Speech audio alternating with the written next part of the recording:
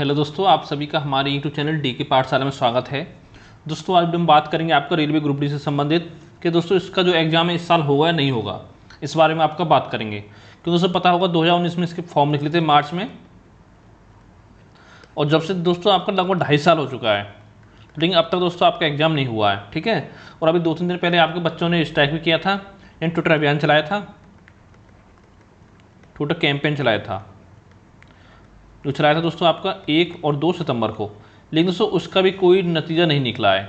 तो उसी के बारे में बात करेंगे कि आपका एग्ज़ाम कब होगा, और साथ में आपका ग्रुप डी एग्ज़ाम पहले होगा या आपका एनटीपीसी CBT 2 एग्ज़ाम जो आपका पहले होगा। तो चलिए शुरू करते हैं आज का वीडियो। और दोस्तों पहले आपको बताना चाहूँगा कि दोस्तों आपका जो ग्रुप डी का एग्ज़ाम है वो ही मान चलो आपके सितंबर के महीने में तो नहीं होने वाला है। क्यों नहीं होने वाला दोस्तों? आज दोस्तों आपकी होगी 8 सितंबर।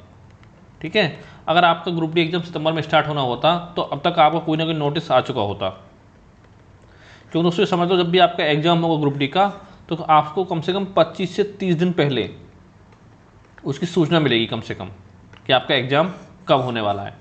ठीक है, क्योंकि दोस्तों अगर जब आपका फेज़ वाइज, जैसे आपको मान लो फेज़ 1 खत्म हो गया ग्रुप डी का, तब हो सकता है कि आपको 10 दिन का समय मिले फेज़ 2 के लिए, वो अलग बात है। लेकिन स्टार्टिंग में जब एग्ज़ाम स्टार्ट होंगे तो 25 से 30 दिन पहले आपको इन्फॉर्मेशन मिल जाएगी। ठीक है, ये दोस्तों बात होगी ग्रुप डी की। और देखिए दोस्तों आपका सितंबर में हो नहीं रहा, इसके बाद दोस्तों आपका अक्टूबर में क्यों नहीं हो सकता? देखिए आपका 5 अक्टूबर से स्टार्ट हो रहा है 20 अक्टूबर तक जो आपका SSC का एग्ज़ाम है MTS का। ठीक है, जो कि दोस्तों आपका TCS करा रही है, और ये पूरा चांस है कि आपको ग्रुप डी एग्ज़ाम भी आपका TCS ही कराएगी। तो एक दिन में 2 एग्ज़ाम हो पाना पॉसिबल नहीं है, क्योंकि दोस्तों दोनों एग्ज़ाम आपके ऑनलाइन होते हैं। ठीक है, ग्रुप डी का भी एग्जाम ऑनलाइन होगा, SSC का भी एग्जाम आपका ऑनलाइन होगा, और सारे एग्जाम आपका सेंटर लेवल के एग्जाम है दोनों, यानी ऑल ओवर इंडिया आपका सेंटर जाएगा इनका। तो इसलिए आपका पॉसिबल नहीं है।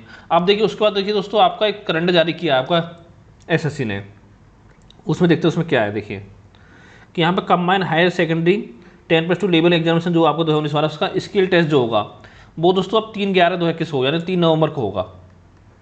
और ठीक है, फिर आपका 8 नवंबर को होगा सब इंस्पेक्टर दिल्ली पुलिस वाला एग्जाम पेपर सेकंड।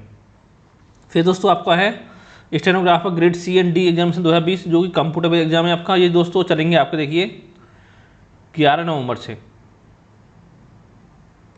यानी 11 नवंबर चलेंगे आपके 15 नवंबर के बीच में। ठीक है, तो यहाँ पर दोस्तों अब जगह खाली नहीं है आपकी। फिर दोस्तों आपका कांस्टेबल GD का एग्जाम होगा जो कि आपको चलेगा कब से? 16 नवंबर से लेके 15 दिसंबर के बीच में, यानी कि ये एग्ज़ाम आपका लगभग 1 महीने चलने वाला है।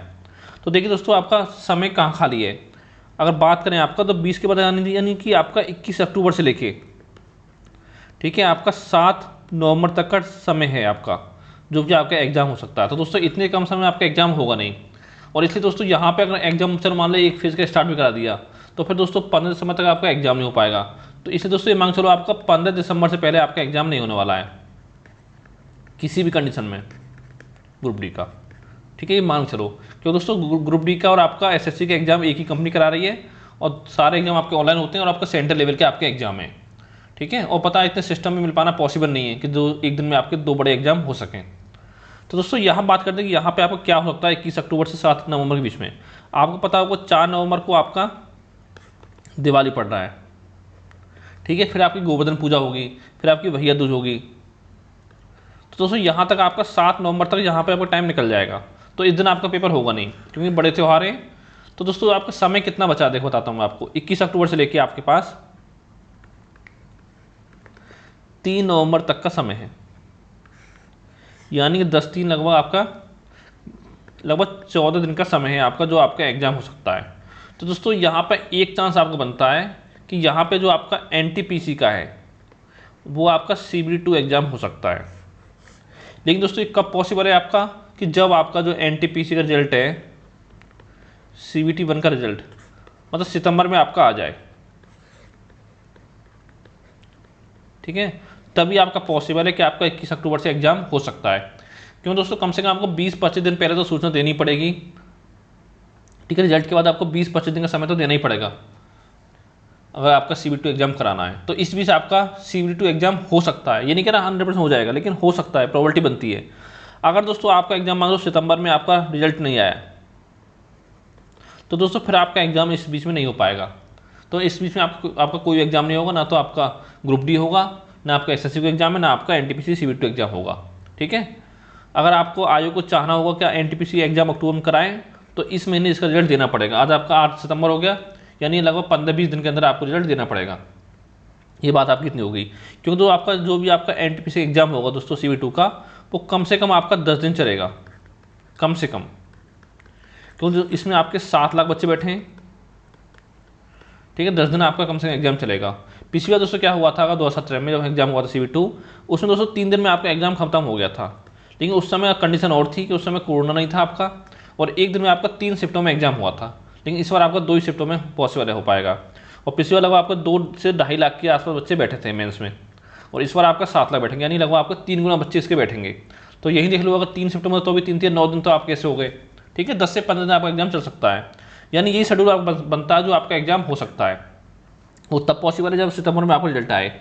और अगर दोस्तों अब सितंबर में रिजल्ट नहीं आता है तो देखिए इसका एग्जाम कब होगा आपका CBT का, एनटीपीसी CBT एग्जाम। अगर आपका सितंबर में रिजल्ट नहीं आता है तो दोस्तों ये आपका एग्जाम होगा 15 दिसंबर के बाद, यानी मांग चलो 15 दिसंबर के बाद आपका 31 दिसंबर के आसपास तो चलेगा लगभग। ठीक है, 10-15 दिन में आपका एग्जाम होगा, इतना आपको हो गया। इस कंडीशन में दोस्तों आपका जो ग्रुप डी का एग्जाम है वो आपका 2021 में नहीं हो पाएगा। तो जो भी कंडीशन बनती है मैंने बता दिया है कि अगर आपका एनटीपीसी एग्जाम कराना है तो या दोस्तों आपका हो सकता है 21 अक्टूबर के आसपास में से 3 नवंबर के बीच में, और या दोस्तों फिर होगा आपका 15 दिसंबर के बाद। उससे पहले कोई आपकी डेट नहीं है जहाँ पे आपका एग्जाम हो पाएगा। और बात करें ग्रुप डी की तो दोस्तों ये एग्जाम आपका, अगर देखिए सितंबर में आपका एग्जाम हो जाता है एनटीपीसी CBT का, तो ये दोस्तों एग्जाम आपका 20 या 25 दिसंबर के आसपास स्टार्ट हो सकता है। यानी कह सकते हो जो पिछली बार आपका एनटीपीसी का एग्जाम स्टार्ट हुआ था उसके आसपास में आपका स्टार्ट हो जाएगा। ठीक है, तब है आपका जब CBT 2 जो आपका एनटीपीसी का वो आपका अक्टूबर में हो जाता है। अगर CBT 2 अक्टूबर नहीं होता, CBT 2 फिर आपका दिसंबर में होगा। फिर दोस्तों अब ग्रुप डी का एग्जाम आपका 2022 में स्टार्ट होगा, जनवरी में। ठीक है, ये जो भी जानकारी मैं आपको दे दी है, इसे दोस्तों बोलना चाहूँगा कि दोस्तों आपके हाथ में क्या चीज़ है। अगर आप ग्रुप डी तैयारी करो दोस्तों, एग्जाम डेट आपके हाथ में नहीं है, आपके हाथ में तैयारी करना।